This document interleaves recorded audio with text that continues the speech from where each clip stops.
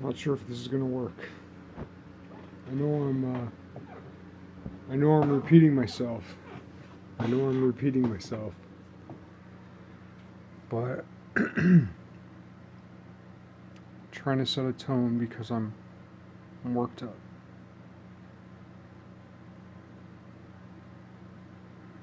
Everybody works real hard. Everybody has a job. Work for pleasure, work through pain.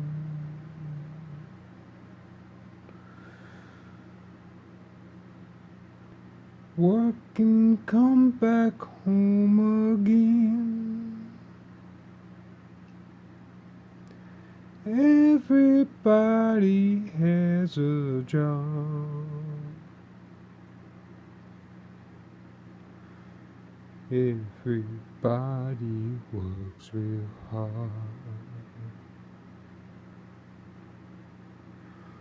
Work for God's below above. Work for what we need and love.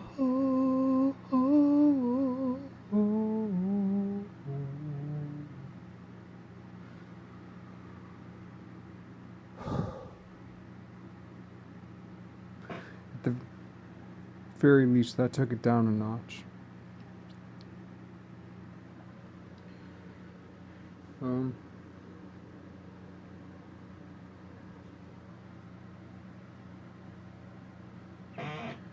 I guess what I'm against, and what I've been persuaded to be against, but I've been persuaded toward many things.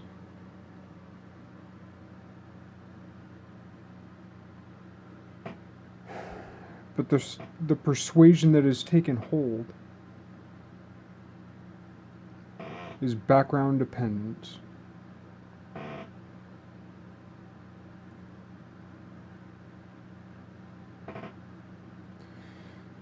In linguistics,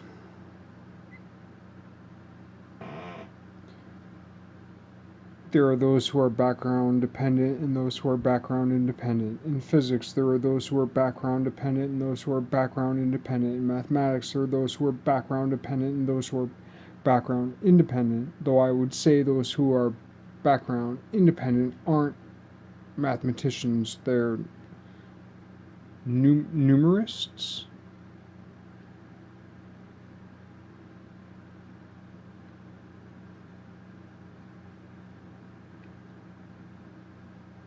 Not numerologists.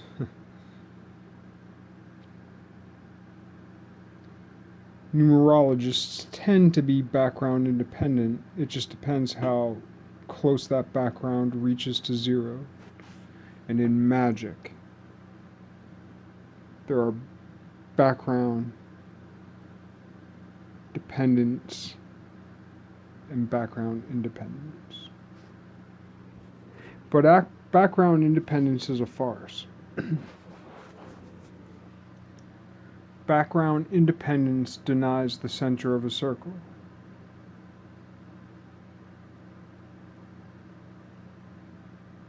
In magic, in some sense, there's a difference between magic. It depends on what language you're using and what system you're using. Like, there's a difference between magic and sorcery and the occult. There's a difference between magicians and sorcerers and prophets and wizards and witches. I hate using the term witch because it solely has a negative connotation, even though there are bad witches. I don't know if I've rarely used that word, and it's because I hate that negative connotation because of the good ones.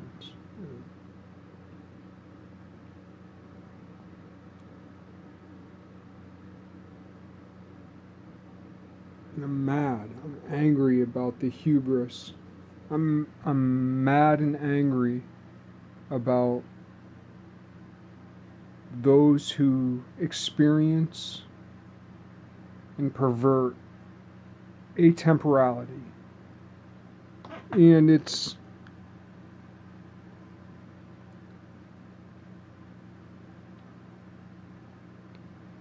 is presumptuous of me to say this, because of my limited experience with atemporality, and because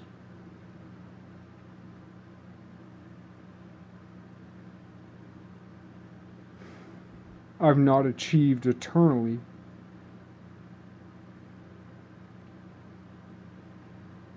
the conclusion I posit temporally.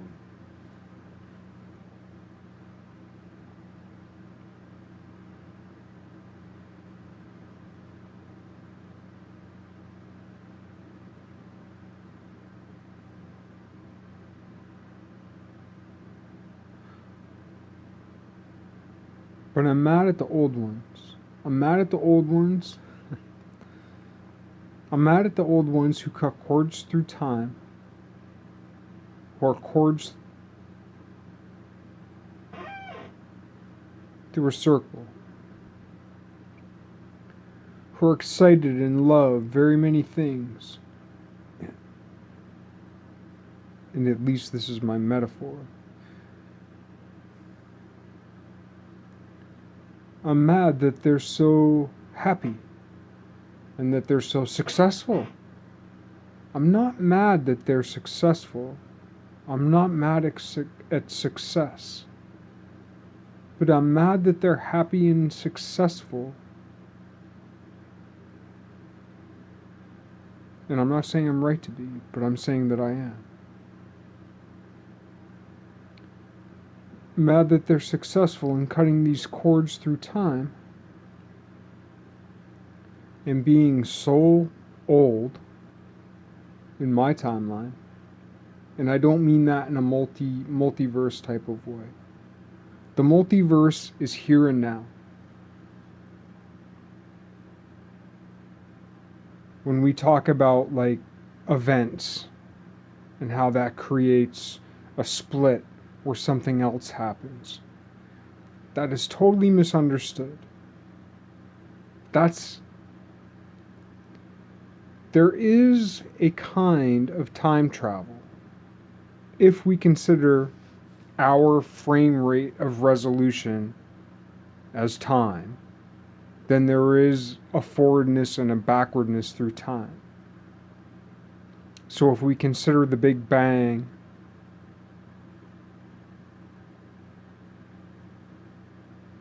like we can consider all of time exploding at once, right? And this is an inharmonic way of speaking about it, but like 1945 came about at the same time as 1945 BC, as came about at the same time as 2 BC, as came about at the same time as 2 AD, as came about at the same time, and so on. So like time blooms eternal. But like maybe, and again, I don't have the ratios right, but like maybe 380 and 3 BC didn't come at the same time as 2 AD and 2 BC and 1945 AD and 1945 BC. They may have come after and before.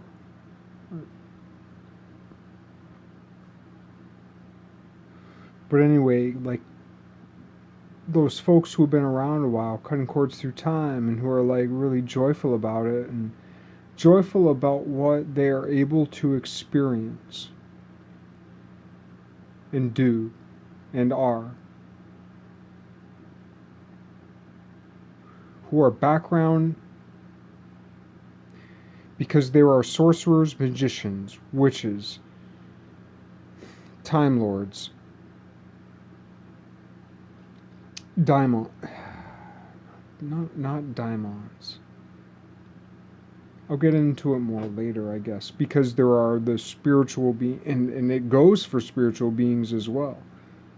But like a body in this world is something specific. Bodies in this world are a certain kind of thing. And there are many different ways in which the bodies in this world can experience this world.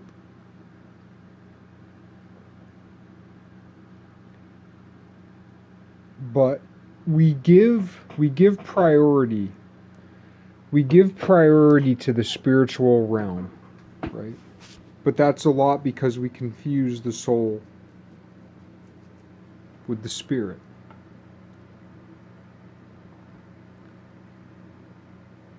Bodies, all bodies in this realm, or at least most, all bodies in this realm, as us as people, have a soul. We confuse soul and spirit. We all have spirit and spirits.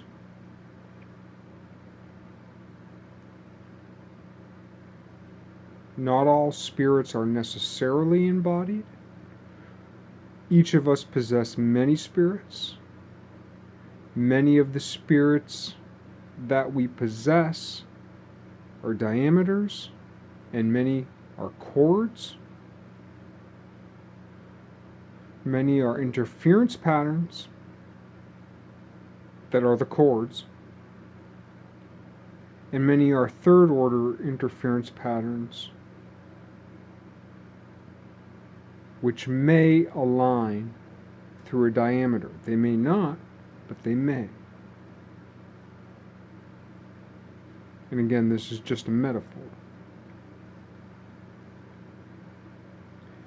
The problem with the sorcerers who deny God and the Holy Spirit, and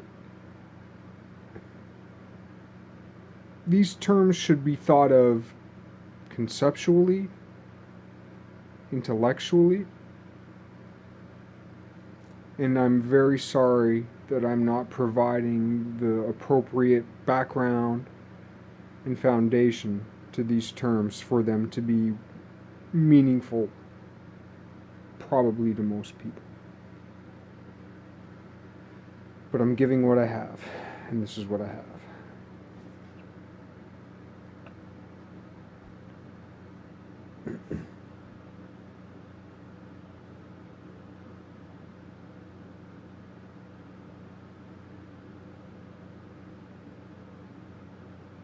Today, the YouTube channel, The Modern Hermeticist, posted a video on St. Augustine and his work or thoughts or writings on demons, and I'd heard before that St. Augustine was influenced by Iamblichus, and that piqued my interest, so I checked it out. And based on the first few minutes of just listening to what he had to say, I'm persuaded that, well, I'm convinced that we're in the same arena, you know. And it's funny that I should lay my judgment upon St. Augustine. Right? That's funny. But I don't give a fuck who you are, what credence you have, whoever. There's all kinds of intellects and intellectuals and all kinds of people I'll disregard. You know, it's like, I've almost just totally disregarded the Aeneid because of Porphyry. Like, I love Porphyry. I care about Porphyry. And even in the Aeneid, Porphyry describes like how he doesn't get it, and how he's like, how Plotinus has to deputize one of his other students to try to get Porphyry to get it. And then Porphyry's like, oh, and then I got it because I didn't get it. Well, I think Porphyry still didn't get it. You know, if the Aeneid had been written by Iamblichus, this whole entire fucking world would be different.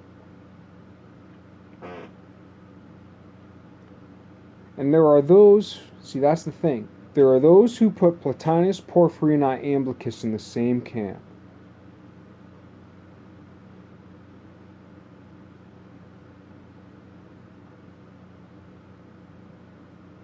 And they would set that camp against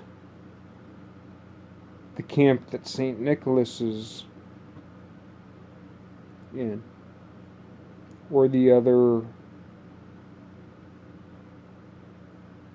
theologians of the Byzantine Roman Catholicism. I know I'm mixing up the words wrong, but so you have all these people over here at the Nicene, because we call it the Nicene Council. So we'd put the Nicene Council in one creed, and we'd put the Plotinus students in another creed. And in a sense, we'd set them against each other. Well, I'm saying, like, no, there's all kinds of people in the Nicene Creed who are aligned with all kinds of people in the Plotinesian. Fuck calling it Neoplatonic. Plotinesian. There's all kinds of people in the Nicene that we could set against the Platousian.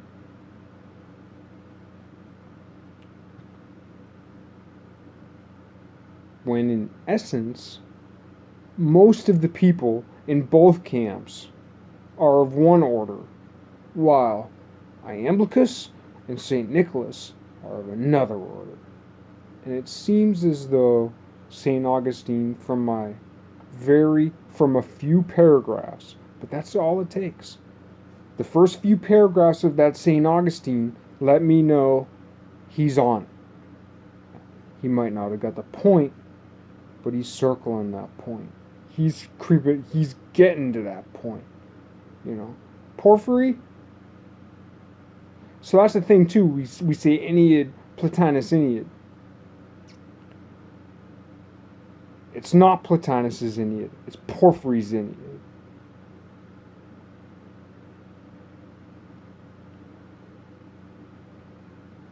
And you check it out, and not taking nothing away from him. Dude's fucking brilliant. Brilliant. But that's the thing too. Because we don't know what Porphyry came to later. We don't know what Porphyry's last thought was. All these books, all these scriptures, everything, it's all book reports. The Bible is a book report. It's not the gospel of Jesus. It's the gospel of the disciples speaking to Jesus. Or Old Testament speaking to Ezekiel.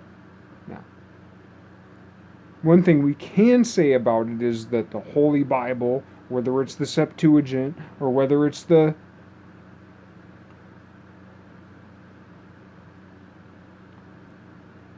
Apocryphal King James or the Oxford King James or the New English translation or the other fucking 30,000 translations, whatever, like whatever you're saying about it, what you are saying, because it's the Holy Bible, because it's both Testaments, it is of, so far as I understand, and I'm still working on it, to do with the tribe of Melchizedek. Which sounds like Melchizedek. If you're an English just dumb fucking painter like me, it just sounds like ooh, Melchizedek. But like the primary point of that is that there's no spiritual ancestor, no spiritual offspring, which simply means that no matter who you are, no matter where you are, no matter what your lineage, no matter what your background, no matter who your parents were, no matter who you are, anybody on earth can be chosen. Period. And that's even in the Old Testament.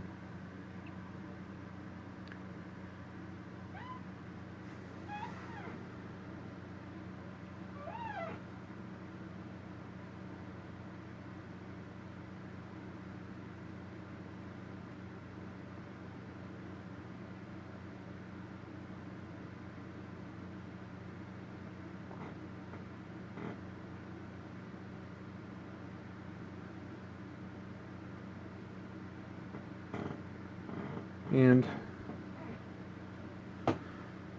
anyway,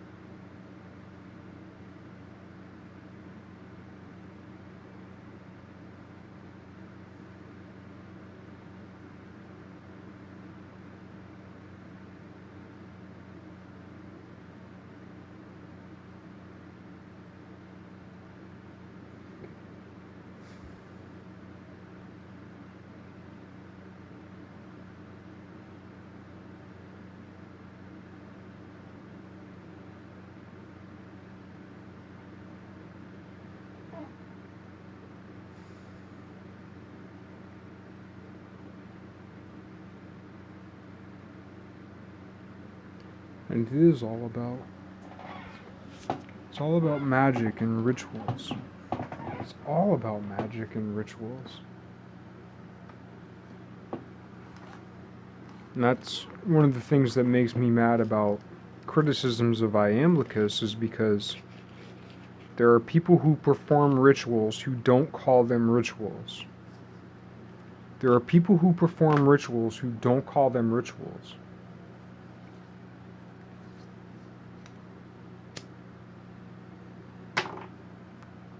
Who criticize Iamblichus for talking about rituals and justifying them, even though his justification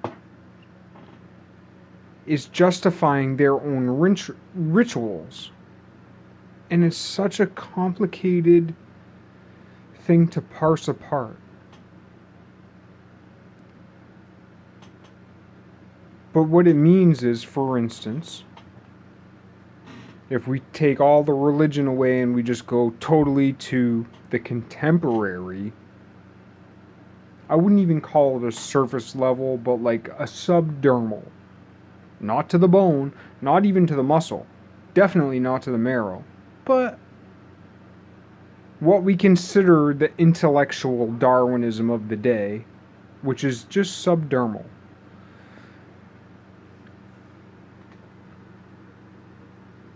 If we were to look at the chimpanzees, right?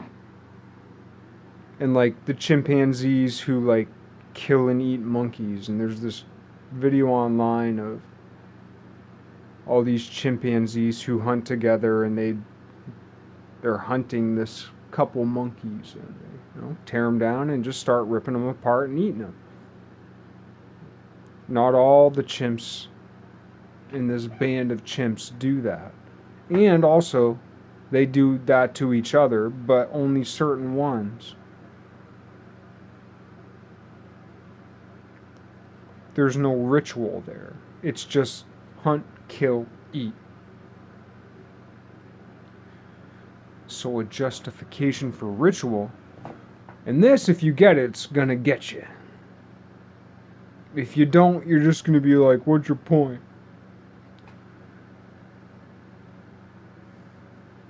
This is Iamblichus's justification in so many words, even though I haven't read it, but I don't need to. Because when you gel with something, you gel with something, right? I'm on the wavelength. I know it. I know it. In that sense, And we think of ourselves as evolved from chimps and all that and all the killing and the patriarchy and blah, blah, blah. There's no ritual in that hunt. It's just, there's the ritual of the hunt, but there's not the Iamblichean ritual.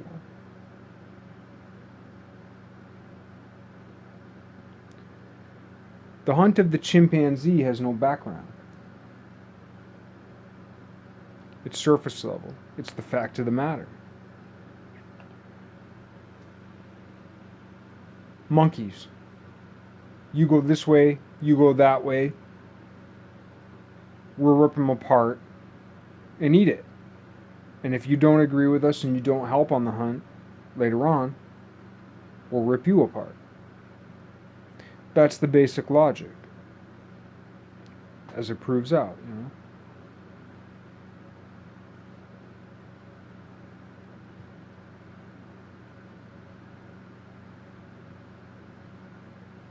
Providing a ritual killing? Ritual killings are bad. We should not do them. Happen every day. Most people are doing them every day. Me, in my own way, am doing it. As I criticize. Am I a hypocrite? Yes. Do I seek to be not such? Yes. Have I killed hypocrisies within myself? Yes. Have I faltered? Yes. Am I still working on it? Yes. Are there greater hypocrisies within me yet to kill? Yes.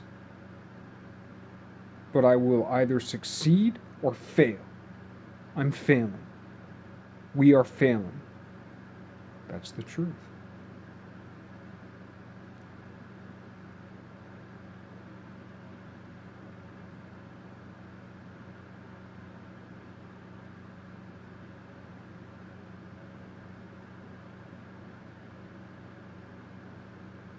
Grass-fed beef, corn-fed beef, murder.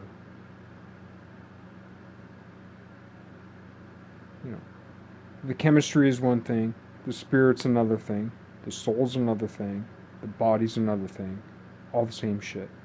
Chords through time, diameters through time, space-time, period.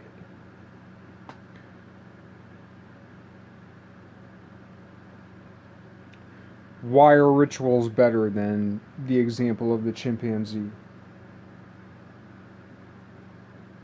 Because when you create elaborate killing ritual,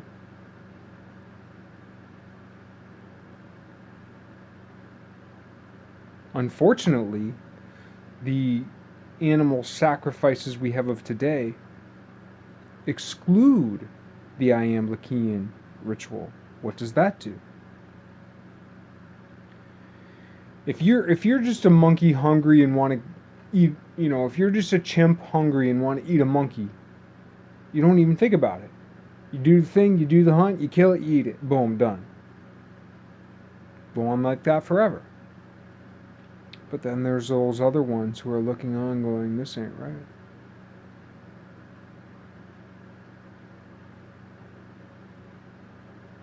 Creating a sacrificial murder?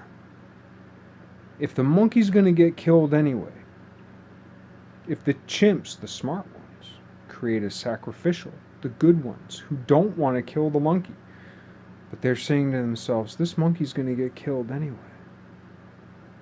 What am I going to do?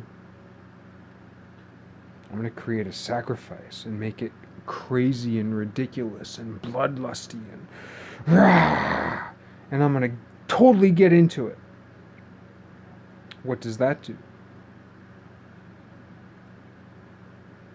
That makes others who might normally go along with just the humdrum, normal, regular, let's kill and eat the monkey thing, say, what the fuck's going on here? This is craziness. This doesn't make any sense at all. There are some rituals made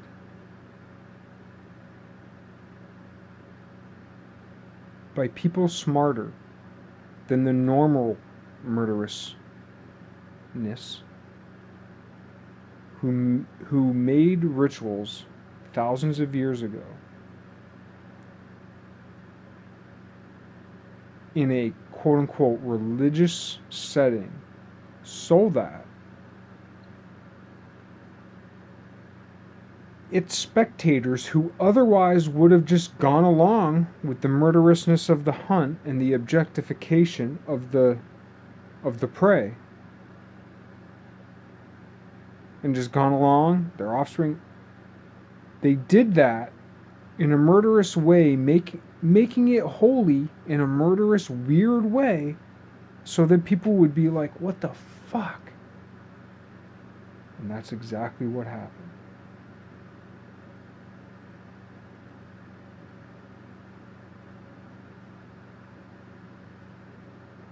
And that's why there's hope. Because someone was smart enough not to be more vicious or more murderous than the murderers.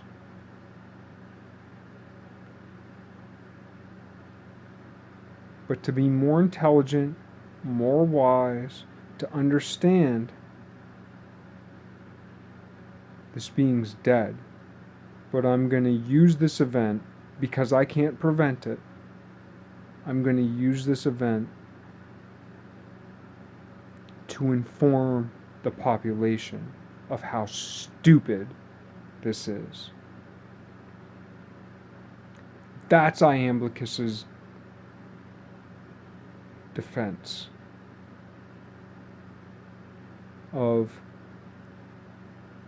the bad type of ritual. There's all kinds of good kinds. Saying a prayer of gratitude before you eat your supper. Taking a jog in the morning. Stretching, doing a puja.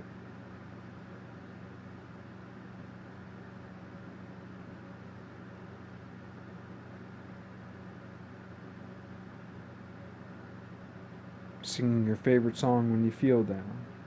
Those are all good things, right? But his defense of, and that's only one of the ways we can interpret his defense of what are considered bad rituals, because they're also symbolic, and he says it as such, like if you parse them apart in different ways and you understand what the words mean, then symbolically they mean something else, and it's not really a sacrifice, and it's all this, herbalism and mathematics and all this other stuff built into the language. However, these bad things actually did happen, and the defense of that is exactly what I just stated.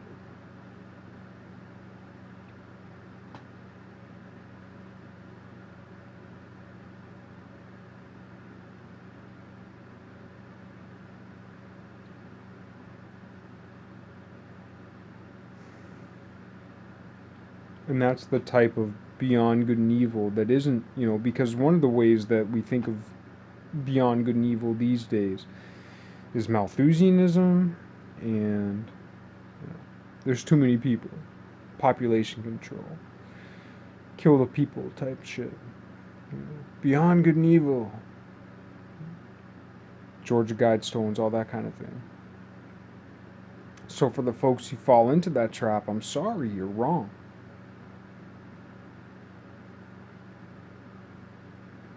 That which you've fallen into is just another ritual that's made to make the whole thing look stupid, so the rest of us go, what the fuck? Now's your turn. Now's your chance to say, what the fuck?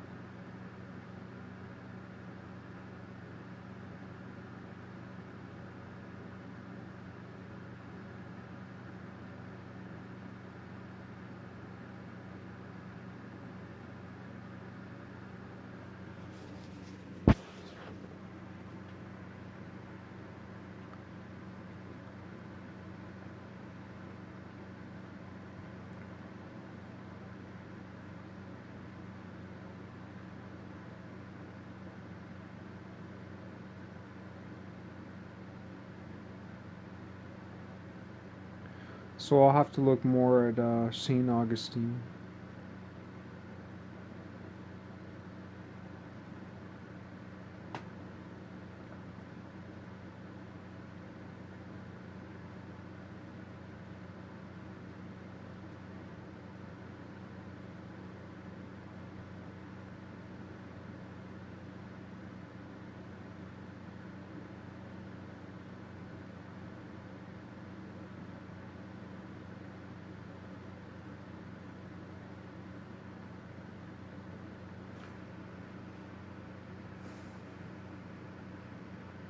Yeah, the sorcerers who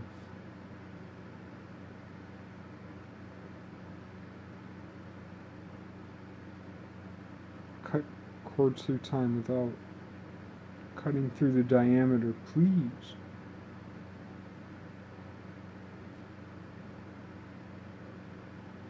Stop. And if you're into pattern, if you're into linguistics, you're into pattern recognition. And if you're not into background dependence, if you're saying that just like, yes, it's true, your words create your reality, but it's not relativistic. There is a master key.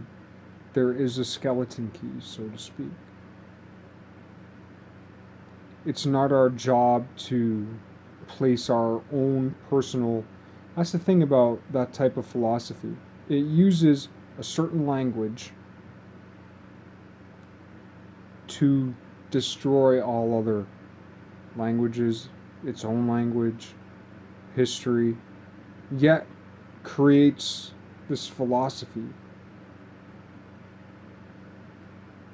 with a narrow bandwidth, with a narrow phonetic.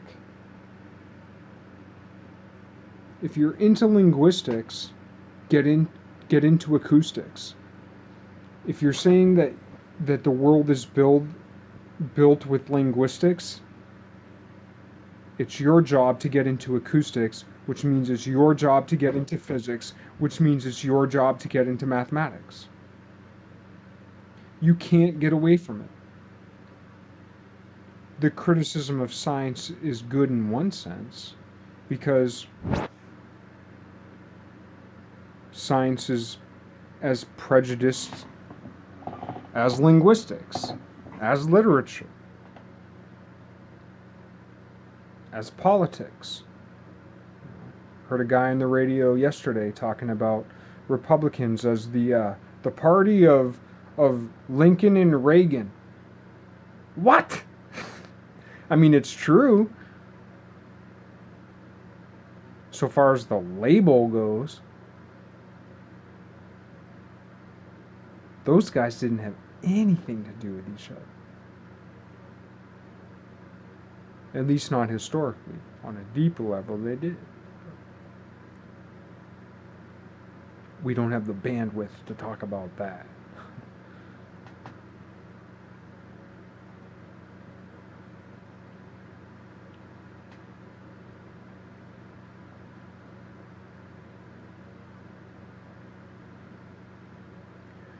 And where did science come from?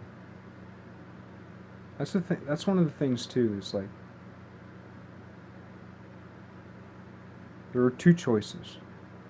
Either science came from nowhere at a certain point in time, which obviously it didn't. It was a nexus of evolutions within philosophy, within natural science, within natural philosophy. These lineages of thought came together at a point and science was born.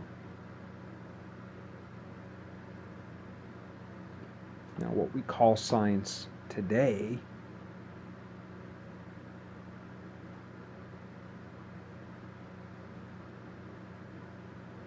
there's all kinds of things we don't call science that are still part of that natural philosophy that are about to hit the science that we call science. In bloom. That'll be a great day. I can't wait. I'm not sure if I'll be here. But I know if we're here, it's coming. And if it doesn't come, bye-bye. I say that tongue-in-cheek. I'm very concerned. I'm very hopeful.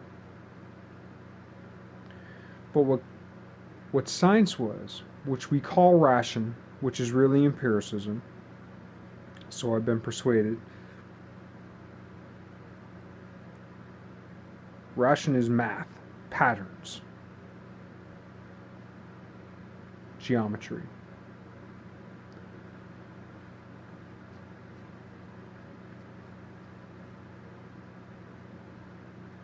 But science, all of that, all of those numbers, it condensed from intuition.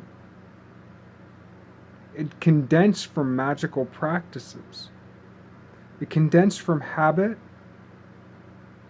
and it condensed from care. What I was saying before about Iamblichus and the chimpanzees. Where did that plan come from? Where did that plan come from? It came from an intuition informed by care. It came from an insight. Before you could study psychology and spiritual and military warfare, who would have ever thought to create this type of ritual?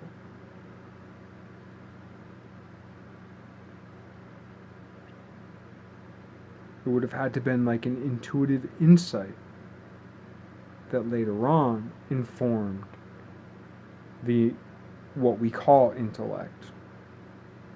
Though that's not, when philosophers talk about intellect, it's not the same thing that we mean by intellect. Back then.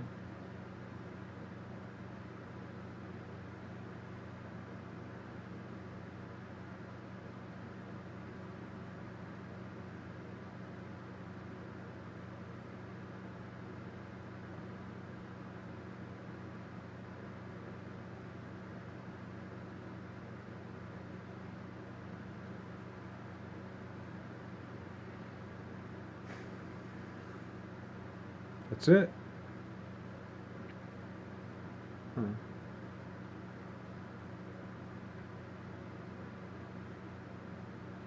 I said a little bit of what I wanted to say. I forgot a lot more. But hopefully it will inform the next one.